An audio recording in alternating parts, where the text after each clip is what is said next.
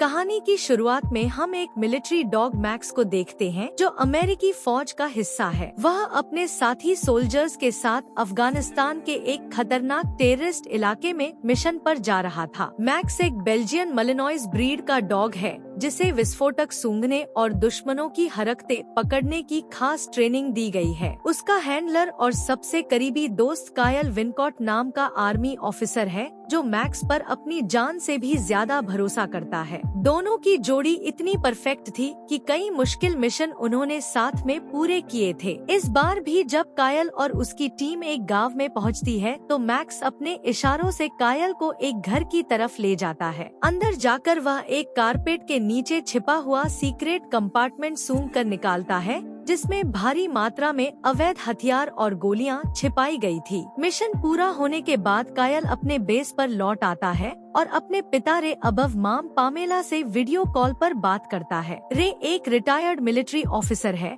और अपने बेटे पर बहुत गर्व करता है। वहीं कायल का छोटा भाई जस्टिन एक आम अमेरिकी लड़का है जिसे गेम खेलना और बाइक चलाना पसंद है। उसे कुत्तों में कभी खास दिलचस्पी नहीं रही, लेकिन कायल के लिए मैक्स परिवार जैसा ही था। कायल अपने घर की बातों में हमेशा मैक्स का जिक्र करता था और पामेला को भी वह डॉग बहुत प्यारा लगता था। कुछ दिन बाद कायल को उसके सीनियर ऑफिसर्स ने बुलाया। पता चला कि जितनी बंदूकें उन्होंने जब्त की थी वह सारी ऑफिस तक नहीं पहुंची। उन्हें शक था कि कायल की टीम में से कोई हथियार चुरा रहा है। कायल ने अपनी टीम से पूछताछ शुरू की तो पता चला कि इस सब के पीछे उसके बेस्ट फ्रेंड टाइलर का हाथ है। जब कायल ने उससे बात की तो टाइलर ने उसे धमकाया और कहा कि वह इन बातों में ना पड़े। अगले दिन कायल अपने ग्रुप के साथ अगले मिशन पर जा रहा था। मिशन के दौरान जब मैक्स ने कुछ अजीब सा सूंघा तो वह कायल को एक मैदान की ओर ले गया। तभी वहाँ माइंस फटने लगी और फायरिंग शुरू हो गई। इस अफरा तफरी में कायल मैक्स को बचाने के लिए भागा। उसने टाइलर को कवर फायर देने के लिए कहा, लेकिन टाइलर उसे धोखा देकर एक चट्टान के पीछे जाकर छुप गया। बदकिस्मती से कायल दुश्मनों से लड़ता हुआ शहीद हो गया। इसके बाद सेना के कुछ अफसर कायल के परिवार को उसकी मौत की खबर देने गए। उसके माँ बाप और भाई जस्टिन को यह सुनकर बहुत गहरा सदमा लगा। कायल को आखिरी बार अलविदा कहने के लिए पूरा परिवार चर्च में पहुंचा। मैक्स को भी वहां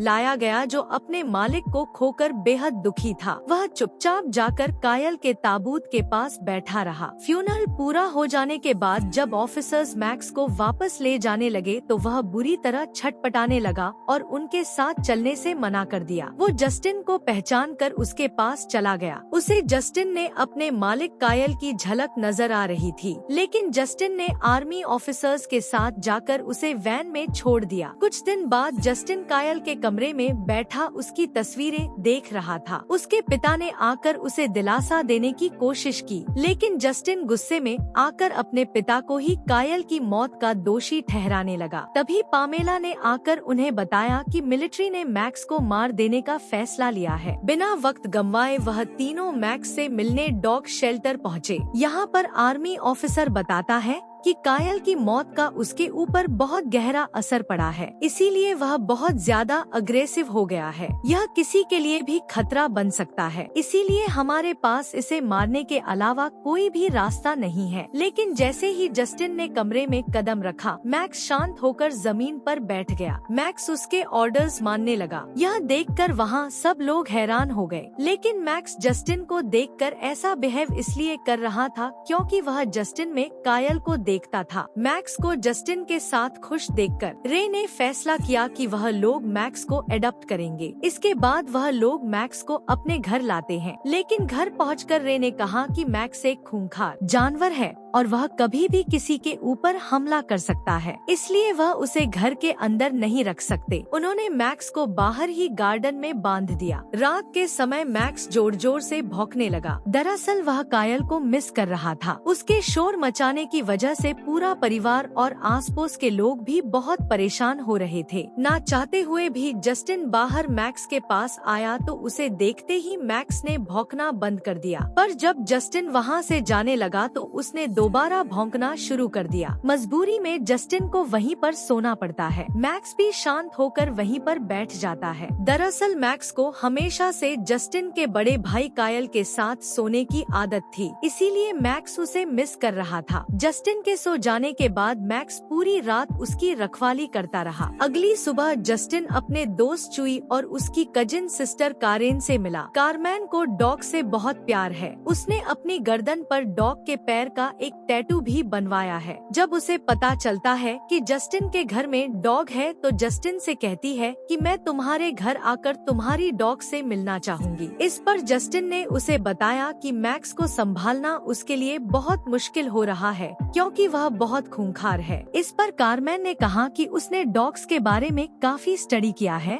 और वह मैक्स को ट्रेन करने में उसकी मदद कर सकती है। अगले दिन कारमैन और जूई उसके घर आते हैं, जहाँ पर कारमैन जस्टिन को समझाती है कि डॉग्स को किस तरह से कंट्रोल किया जाता है। कुछ ही घंटों की प्रैक्टिस में जस्टिन मैक्स को अपने साथ घुमाने लगा। इसके बाद रात को जब सभी डिनर कर रहे थे तो अचानक बाहर से मैक्स के जोर जोर से भौंकने की आवाजें आने लगी। तभी दरवाजे पर घंटी बजी। जस्टिन ने देखा कि दरवाजे पर टाइलर था। उसके माँ बाप टाइलर को देखकर बहुत खुश हुए। टाइलर ने बताया कि एक मिशन के दौरान उसे काफी चोटें आई थी, इसलिए वह कुछ दिनों की छुट्टी लेकर घर वापस आया है। बाद में जब वह लोग टाइलर को मैक्स से मिलाने ले गए तो मैक्स उसे देखकर जोर जोर से भौंकने लगा और आपे से बाहर हो गया। गुस्से में मैक्स ने अपनी चैन तोड़ डाली और टाइलर पर हमला कर दिया। बड़ी मुश्किल से जस्टिन और कारमैन ने उसे शांत किया और टाइलर की जान बचाई। सबको समझ नहीं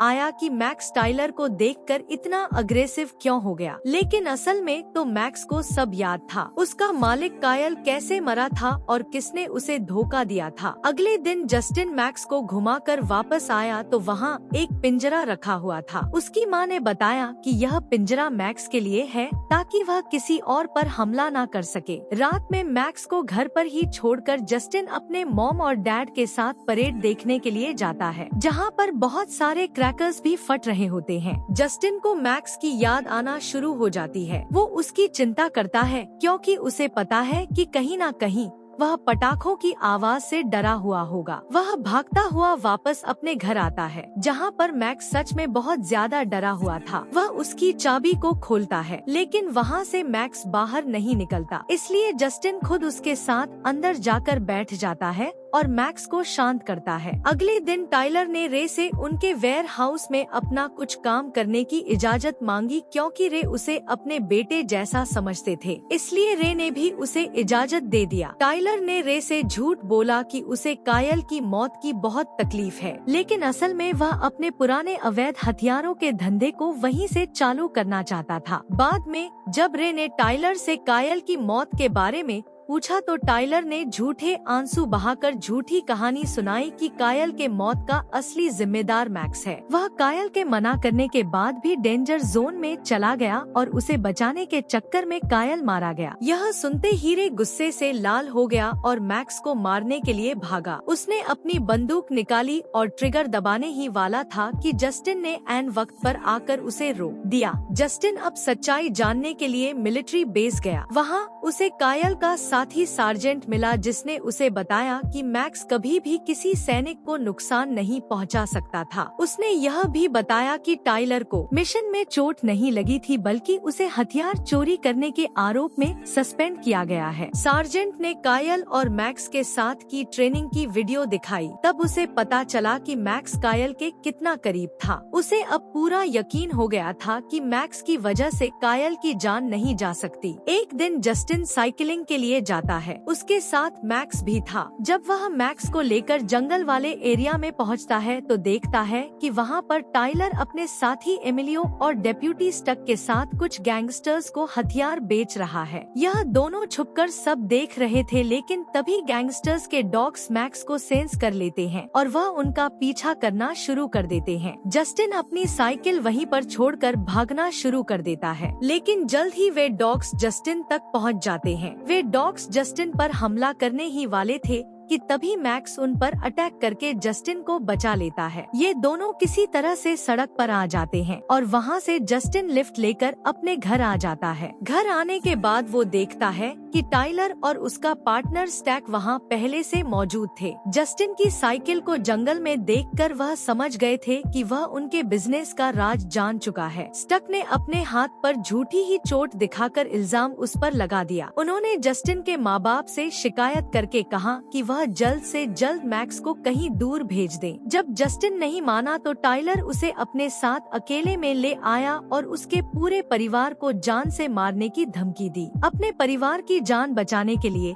जस्टिन मैक्स को भेजने के लिए राजी हो गया। कुछ ही देर में डॉग शेल्टर के लोग आकर मैक्स को ले गए। जस्टिन इसके बाद हमेशा चुपचाप रहने लग गया था। जस्टिन के पिता उसके पास जाते हैं और पूछते हैं कि तुम्हें क्या हुआ है, अगर कोई बात है तो हमसे बताओ। लेकिन जस्टिन उन्हें कुछ नहीं बताता। जस्टिन के पिता को अब टाइलर पर भी शक हो रहा था, इसीलिए वह अपने वेयर हाउस की तरफ जाते हैं तो देखते हैं कि टाइलर स्टक के साथ एक बॉक्स को गाड़ी में रख रहा है जिसके अंदर हथियार हैं। पर इससे पहले कि वह कुछ कहें, इनका साथी एमिलियो उन्हें गन पॉइंट पर लेकर किडनैप कर लेता है। उधर मैक्स डॉग शेल्टर में कंट्रोल से बाहर हो रहा था और वह सिक्योरिटी गार्ड पर हमला करके सब कुछ चकमा देकर वहां से भाग गया। इधर पामेला को रे का मैसेज आया कि वह आज रात अपने हंटिंग हाउस में रुकेगा, लेकिन पामेला के मुताबिक उनका कोई हंटिंग हाउस था ही नहीं। इस पर उन लोगों को शक हुआ और जस्टिन समझ गया कि टाइलर ने ही कुछ किया होगा। इसलिए जस्टिन ने कारेन और मैक्स के साथ मिलकर अपने पिता को खोजने का फैसला किया, पर पूरी रात ढूंढने के बाद भी इन्हें